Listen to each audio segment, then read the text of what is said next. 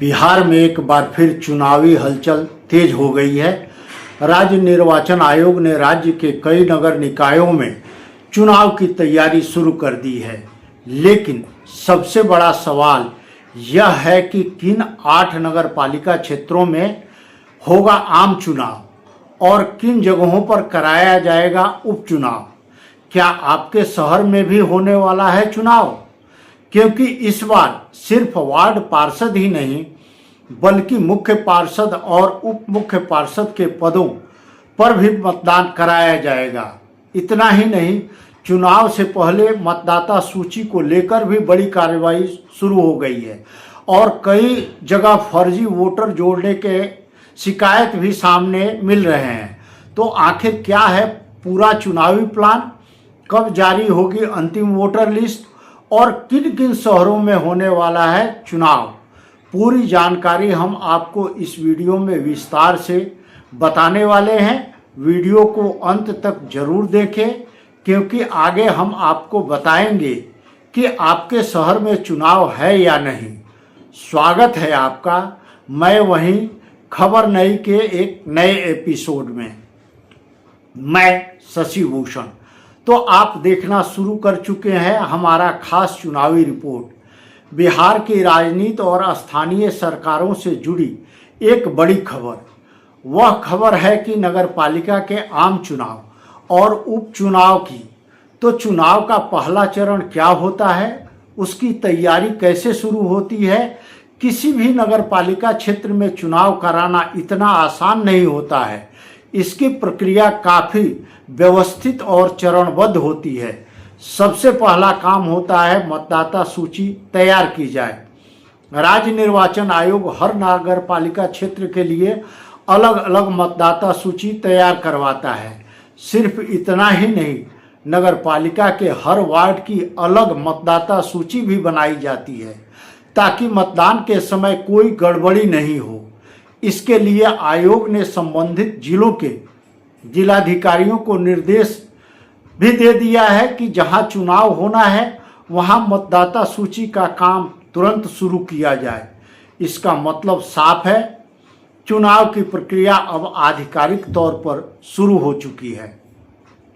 आखिर में विधानसभा की सूची से नगरपालिका चुनाव की सूची कैसे बनती है और वोटर लिस्ट कैसे तैयार होता है, अब यह एक बड़ा सवाल है।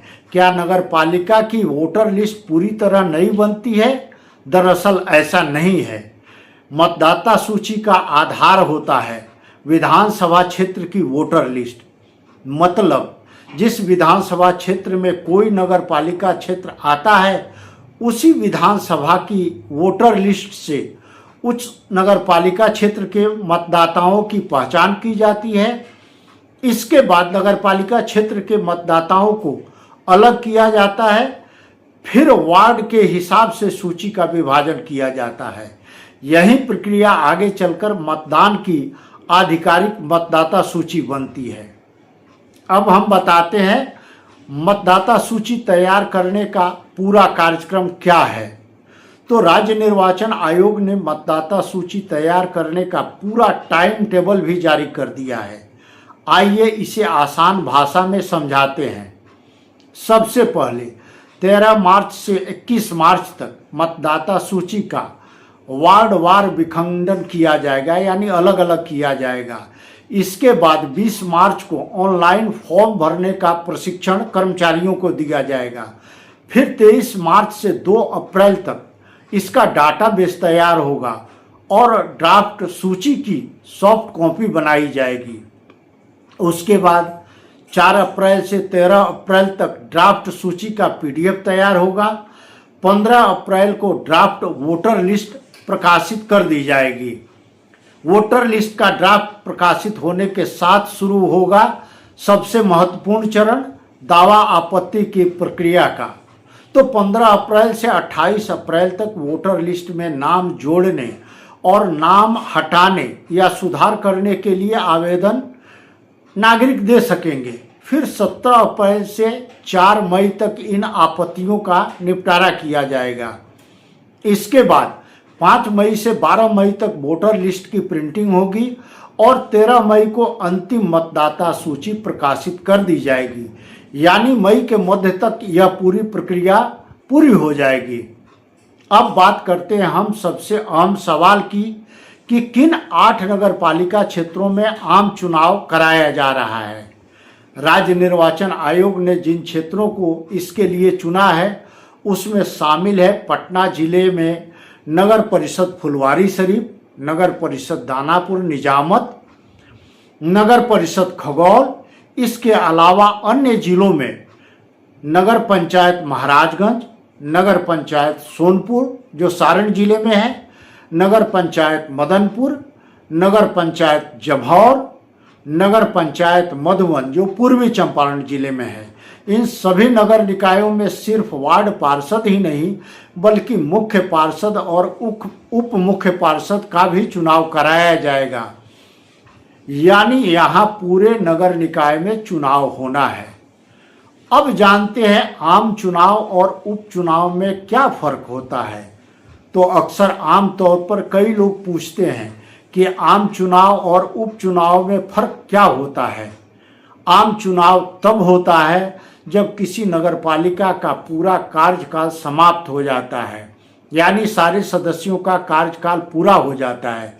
इस स्थिति में सभी वार्डों में वार्ड पार्षद, मुख्य पार्षद और उप मुख्य पार्षद का चुनाव एक साथ कराया जाता है। लेकिन उपचुनाव की स्थिति में अलग होती है। उपचुनाव तब कराया जाता है जब किसी जनप्रतिनिधि की मृत्यु हो जाए, त्यागपत्र दे दे या पद से हटा दिया जाए। ऐसी स्थिति में सिर्फ उस पद के लिए अलग से चुनाव कराया जाता है। अब आते हैं इसके अलग हिस्से में किन जगहों पर उपचुनाव कराया जाना है। तो राज्य निर्वाचन आयोग ने कई जिलों में उपचुनाव कराने की भी तैयारी शुरू कर दी है।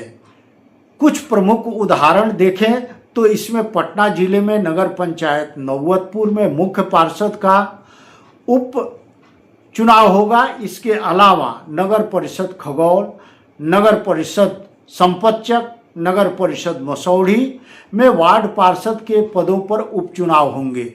बक्सर जिले के डुमरांव में मुख्य पार्षद के पद पर चुनाव होगा क्योंकि वहां के मुख्य पार्षद को पद से आयोग ने हटा दिया है।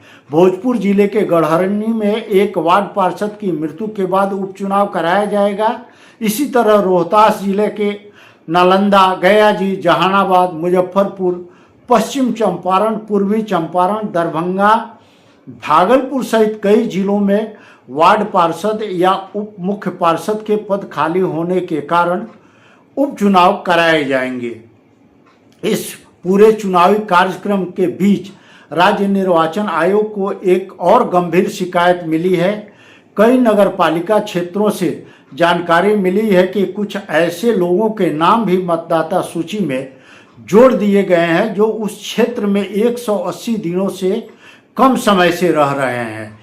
ऐसे मामलों को लेकर आयोग ने निर्देश दिया है कि दावा आपत्ति की प्रक्रिया के दौरान सभी शिकायतों की जांच की जाए ताकि अंतिम मतदाता सूची पूरी तरह से सही हो। तो कुल मिलाकर साफ है कि बिहार में नगर निकाय चुनाव की तैयारी अब तेजी से आगे बढ़ रही है। मई तक अंतिम मतदाता सूची तैयार हो जाएगी। उसके बाद राज्य निर्वाचन आयोग मतदाता सूची की तारीखों की घोषणा कर सकता है। अब देखना यह होगा कि इन नगरपालिका क्षेत्रों में चुनावी माहौल कब से गर्म होता है। अगर आपको यह जानकारी उपयोगी लगी हो तो वीडियो को लाइक और शेयर जरूर करें और हमारे चैनल को सब्सक्राइब करना न भूलें। धन्यवाद।